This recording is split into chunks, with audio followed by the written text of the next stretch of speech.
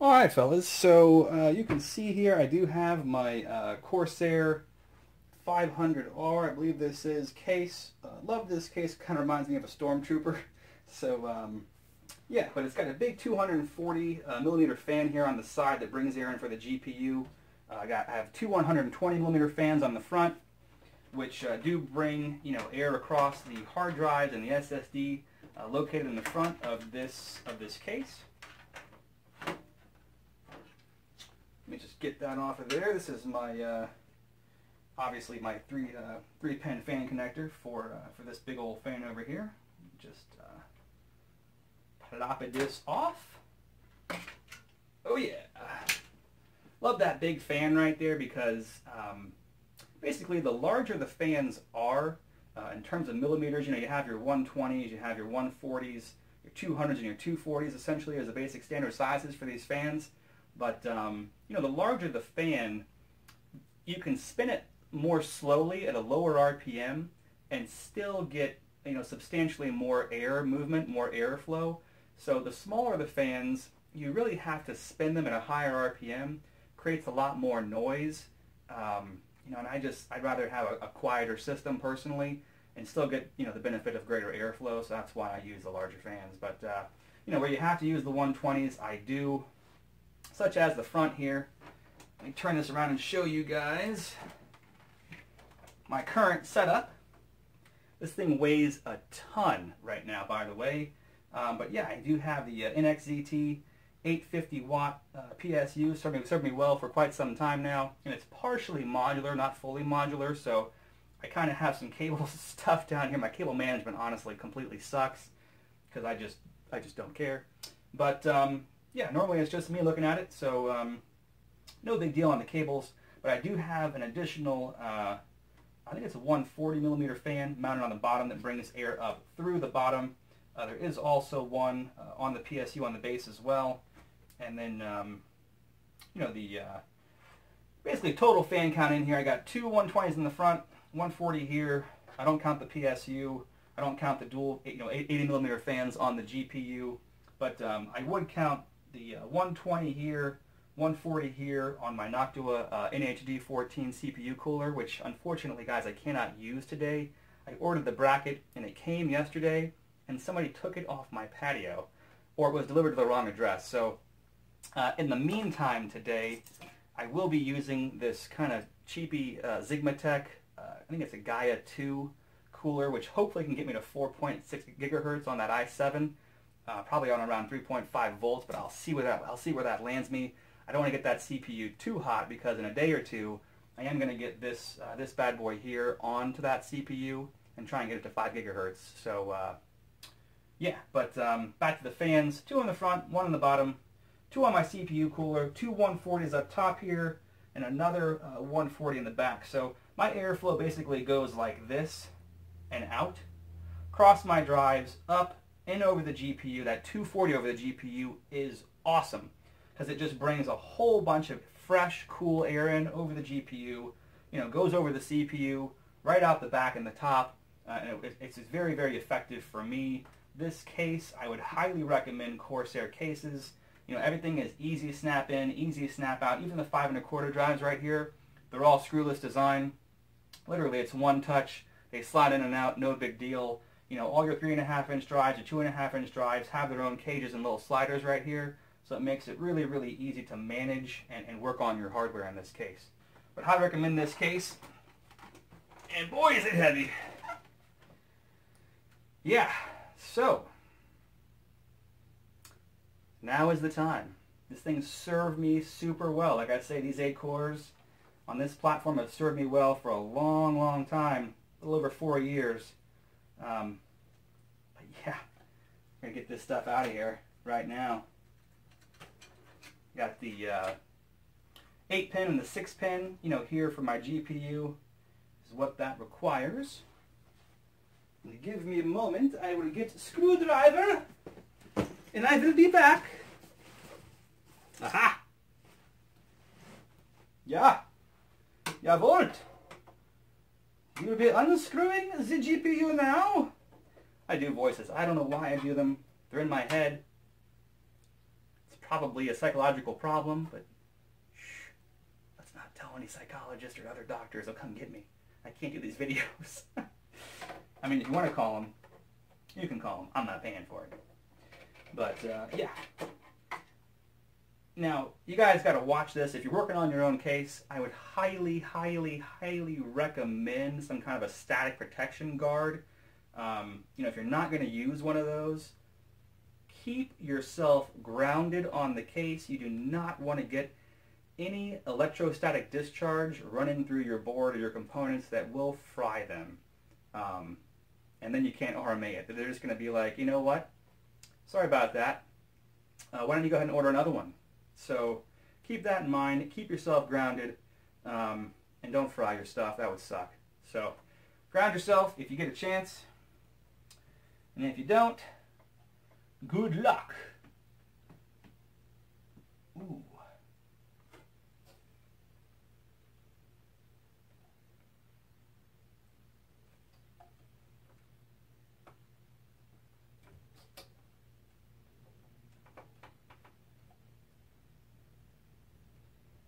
Oh, that's the wrong thing. No wonder it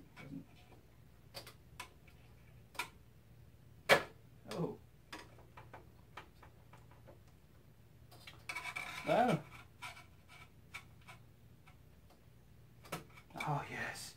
Oh, yeah, there it is. That's a good boy. Oh, yeah. It's a big old GPU. It's a big one. Oh.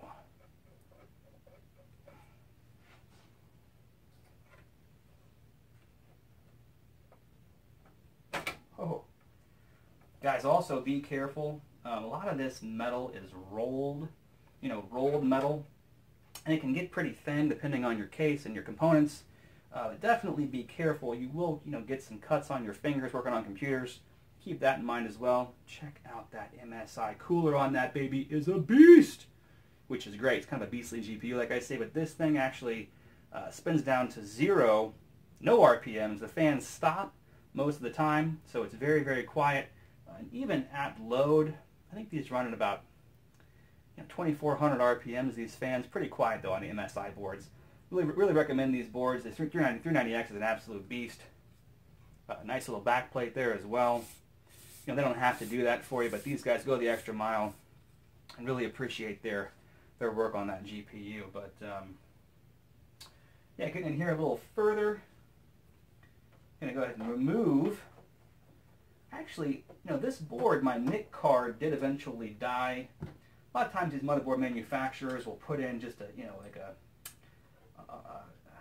Realtek or some other kind of cheap, you know, integrated, network interface card.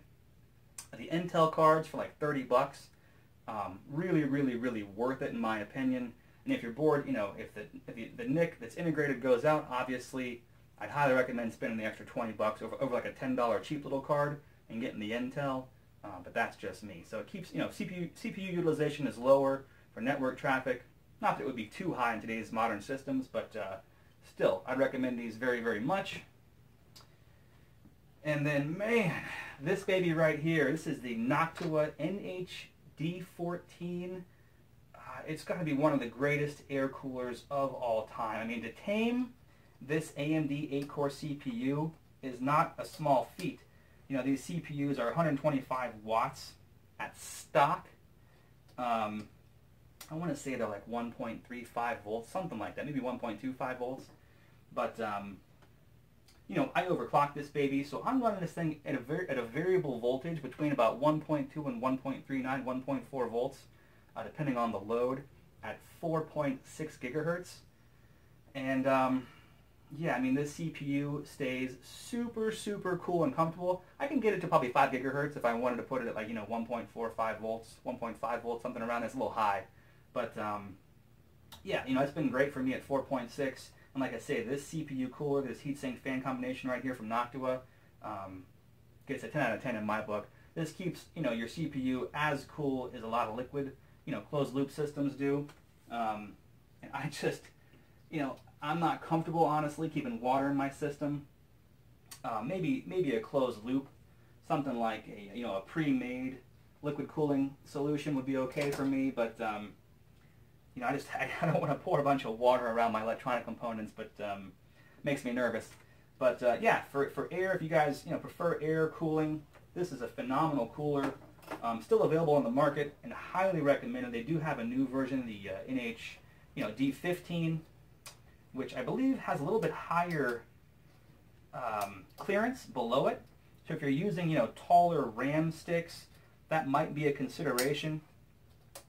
But yeah, regardless, highly recommend these Noctua products. They have great fans, very quiet fans, and really good heatsink coolers for your CPU. So love these guys, and great customer service as well. Like I say, I had to order the the mounts for the Intel because I've been using the AMD for so long. I didn't even know where the mounting kit for the Intel stuff was, but they keep it available. They correspond with me via email very quickly, and had no problem getting a new kit at least sent out. I didn't actually receive it because I think one of my neighbors might have gotten it, but yeah, it was like $7. So they are very customer centric. They weren't trying to sell me a whole new cooler or a whole new kit. They just said, sorry you lost yours. They're available online for like $7, and it was here in 2 days. But like I say, I think one of my neighbors probably got it, or maybe the mailman put it at the wrong address. Who knows? But yeah, I'll take this off and keep this to the side for when I can use this. Very effective cooler, and I will try and get this new platform to 5 gigahertz on that, maybe 4.9. We'll see where that goes. But yeah, check out the beastly nature of this thing. I mean, we got a little dust in there, but yeah, basically dual radiators with 2, 4, 6 heat pipes. You can see this little Sigmatech here. Obviously it's $30, this is like $100. But 3 heat pipes, this is direct contact, so the pipes actually go over the CPU. But yeah, basically a small radiator versus a big radiator. You get a lot more heat dispersion on this. If you have proper cooling, proper fans, proper airflow, pardon me, you will get better cooling out of this, as you're getting better heat dissipation across the entire radiator. But anyway, I love this freaking thing. So sorry about that nerd session on that cooler, but yeah, they're really great. And let's see here.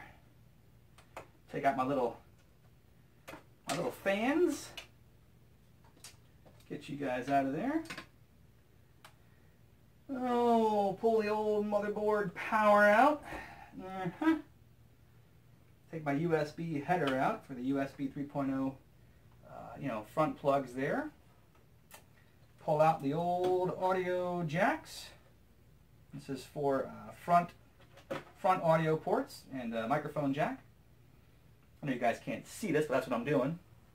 I'm going to go ahead and pull out all of the SATA connections from the motherboard. I'm going to leave those obviously plugged in to my hard drives and my SSD, so I can plug them back in very easily. But for now, c'est la vie. Or is that goodbye in Spanish? I don't know. I don't speak Spanish, but it says something. Yeah, pull off the. Oh yeah. Yeah, these little jumpers. Sometimes the motherboard manufacturers will give you like a little cheat cube you can use to plug in, like your power button, reset button, power LED, hard drive LED, etc. So hopefully I can get one of those. I'm hoping Asus has done me right once again and put one in the box over there. We'll see about that. Otherwise, it's going to be a little bit more confusing, but that's why they have manuals and I can read English. So that should work out regardless, hopefully. Yeah, I'm going to go ahead and leave the RAM on the motherboard. And notice I'm continually grounding myself here, guys, holding the case. If you can do that, highly recommend it. Or get yourself one of those little, static discharge cables and put it on a ground somewhere, and you can work freely in that case. But yeah, if you don't have that, just be careful. You're not going to shock your system. So keep yourself grounded. I'm going to unscrew the motherboard. Ooh, man. Tell you, man, working on computers, You're going to know that guy Ben real well, Mr. Dover, Mr. Ben Dover, because that's what you're going to be doing. You're going to be bending over your computer, working on it, and it can take a toll, man, like, you know, on your back. A lot of times I'll go to stand up and I'm like, holy crap, I've been bent over, you know, working on computers for like an hour is not comfortable. So I've been working on computers probably for 20 years, and it sucks. I mean, there's not really any other good solution. You know, putting a computer upright and working on it from the side, honestly, completely sucks. This is really the only way to effectively work on them, in my opinion. But it does take a toll. I mean, I'm not out here doing manual labor in the streets, thank God. But you know, everybody's, you know, computer nerds have it easy. They never have to do anything physical or whatever. I bet you this computer here probably weighs about 100 pounds, maybe not 100 pounds. I bet you it weighs pretty freaking close to that, though, with everything in here. So, you know, when you're having to crawl under a desk and, you know, run wires, and you know, you get cuts on your hands from working on these things, and, you know, more than that, it's just a matter of patience. You know, because a lot of these things are super small, and just you have to work, you know, very intricately on a lot of this stuff, and it does require some patience. If you don't have patience working on a computer, you're gonna have a long day, and you may break some crap, and that is just not good. So my recommendation is, before you start working on your computer, chill out. Chill out. If you start getting stressed out, leave and come back, because working on a computer when you're angry, or when you're frustrated, when you're just getting anxious, is not the way to go. So yeah, keep myself grounded. The motherboard has been unscrewed, I believe. Nope. It appears there is still a screw. No?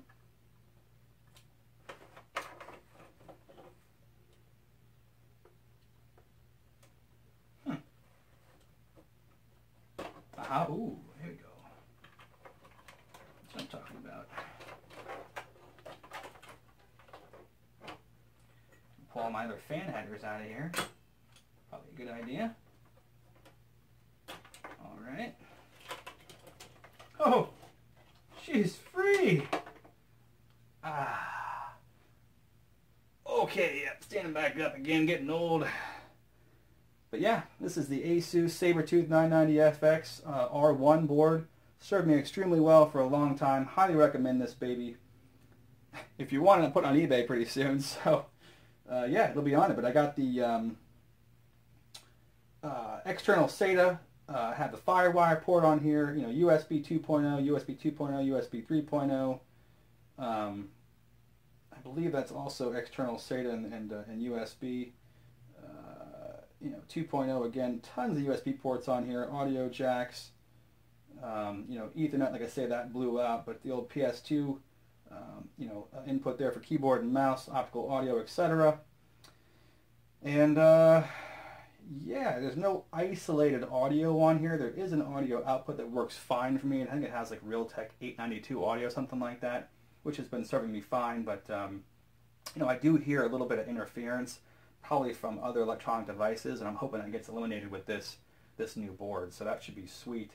But as you can see, there is no M.2 you know, place here for the newer SSDs or any kind of you know, the newer SATA connections, etc. So these are still 6 gigabytes per second, which I completely maxed out with that you know, with the solid state I have in there now. So you know, I'm only getting about 500 megabytes read and write. And you know, the M.2, you know, can go up to, I think the cap on that is 32 gigabytes per second, which probably means something in the neighborhood of maybe 2,000 MB read and write on those, you know, in actual use. But we'll have to see how that goes once I get one of those units in. But yeah, there's the old champ right there, the 8350 AMD 8-core. Really a quad-core, basically. So four floating point units and then in each one of those sections, each one of those areas of the CPU rather, there's 2 integer cores that kind of share resources. So it's almost like Intel's i7, but as opposed to hyperthreading, there's actually 2 physical integer cores per core. So really a quad core that's kind of brought up to an 8 core, but really effective for highly parallelized tasks like rendering and stuff like that. The only problem is the IPC, the instructions per clock are a lot lower on this board. A lot lower, not on the board, but on the CPU. AMD's technology is just older. So this should give me better performance per clock.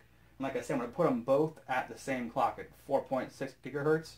I'm going to run some tests so you guys can see what I'm talking about with those IPC numbers. But yeah, got the 1866 DDR3 here, 16 gigs. And yeah, it's done well for me so far. I did have this running on a PCIe 2.0 16X on my GPU, and the new board will give me PCIe 3.0 16X. Shouldn't make much of a difference, but it's always good to have a more robust interface. So yeah, there's the old board. Get this baby out of here.